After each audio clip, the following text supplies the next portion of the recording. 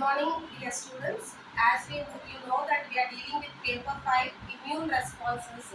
That means immunology 1 paper in paper 5. So today I will discuss about what are immune responses, which is very important for all the living organisms on the earth.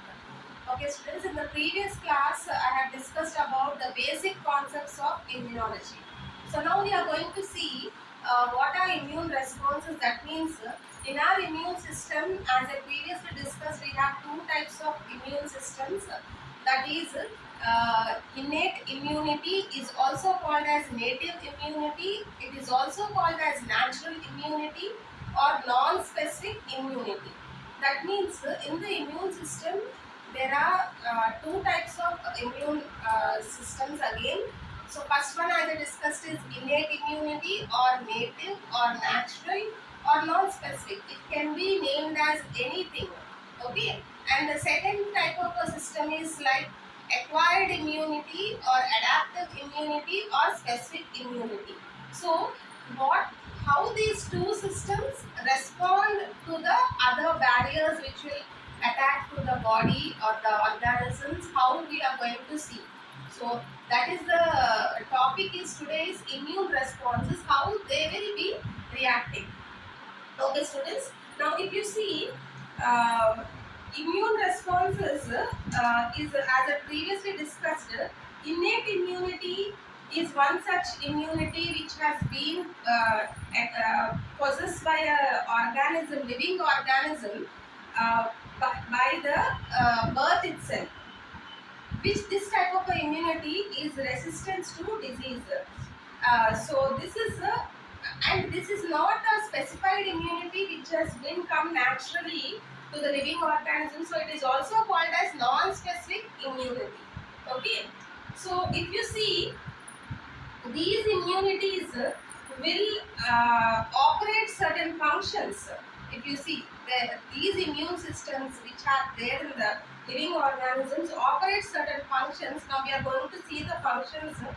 If you see here, first function is mechanical. Mechanical. Next one is phagocytosis, age, blocking of interferons, extracellular killing, inflammatory. Next is complement system, species resistance, racial resistance, individual resistance. So these are the operations, that means these are the functions which is performed by the immune system. Now one by one we are going to see in this all the mechanisms. First one is mechanical immunity or mechanical resistance. What does it do? It acts like a protective mechanism. Okay, so if you see, this mechanical resistance operation starts in, if you see one example, it is in the mammary glands. That is, milk itself contains bacteria inhibitors or antibacterial substances which is known as lactinins. Okay, these lactinins include all the iron binding protein, lactoferrin, and the enzymes lactoperoxide. All these will be there. So this kind of a mechanism will be present in some serums or bile, urine, vaginal fluid, tears, and milk. Okay, this type of mechanical immunism, which protects the body against any kind of a bacteria or viruses or anything like that. I told you all, when the antibodies turns as a soldiers, it is called as immunoglobulins. So this is called as immunoglobulin A. Okay, so what we are going to see is that some kind of mechanical resistance organs, that is skin, mucous membrane. Sometimes people sneeze. That also is a resistance, because when a person sneezes, it will automatically gives out the dust which is present in the nostrils, or any kind of a small organisms or bacteria which is present will come out. And as same as the coughing. Okay, and also some gastric juices, intestinal secretions, semen, and milk also act as a mechanical resistance. Okay, students. Now next we are going to see about the phagocytosis.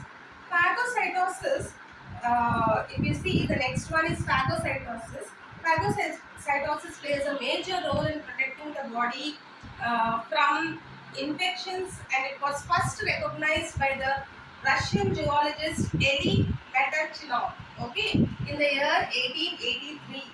So this phagocytosis process includes engulfing and digestion of infectious agents. Okay, so that procedure is called as phagocytosis. Okay, if you see here, phagocytosis has a multiple functions, like multiple functions. It will be engulfing the infectious agents, it will be recognizing the agents, or some any irritation is there, that also it recognizes, and also it will recognize the microorganisms and attach to it and helps in killing intracellularly. Okay, next one, if you see age, age also plays a major role. So when the person is in a very tender age, the resistance is more according to that age, and in the teenagers it is resistance is more, and they grow as the resistance will come down, it should be acquired, okay, by the living organism. So if you see here, next one is if you see interferons, blocking of interferons. What are interferons? We are going to see. Interferons are nothing but these are antiviral agents. So these are present in all the living organisms. Interferons are nothing but antiviral agents, which these are primarily consist of proteins. So it mainly protects the body from viral infections in the body.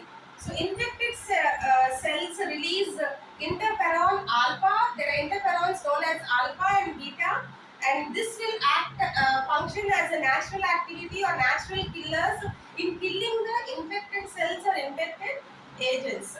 Okay, students. So if you see, suppose entry of a virus into a cell induces it will induces the synthesis of interferon by DNA and RNA, and then it acts by killing naturally intracellularly. Okay, so if you see here, next one is extracellular killing.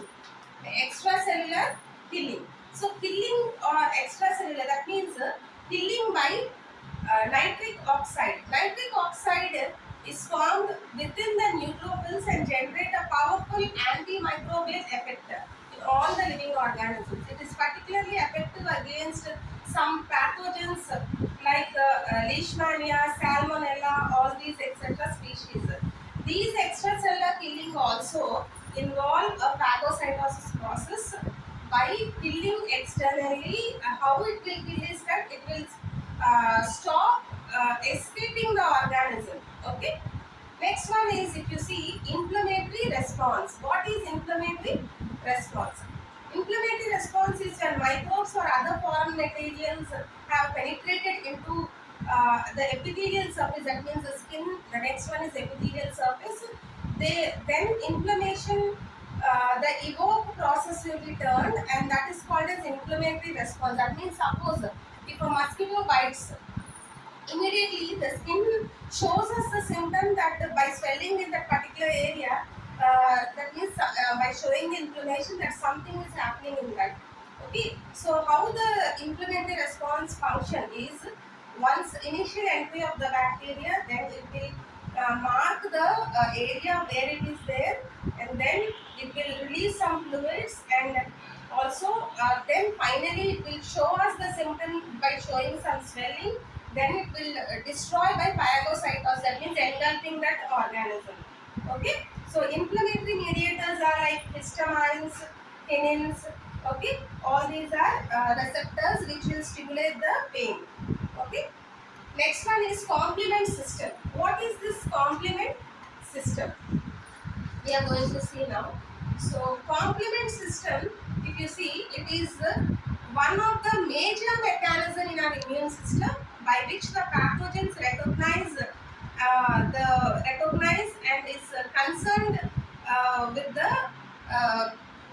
with the host which is affecting, and it will act complement system.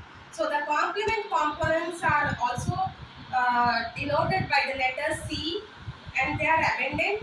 You can name it. They are named it as C3, C4, etc. like that. C1, C2, C3, C4.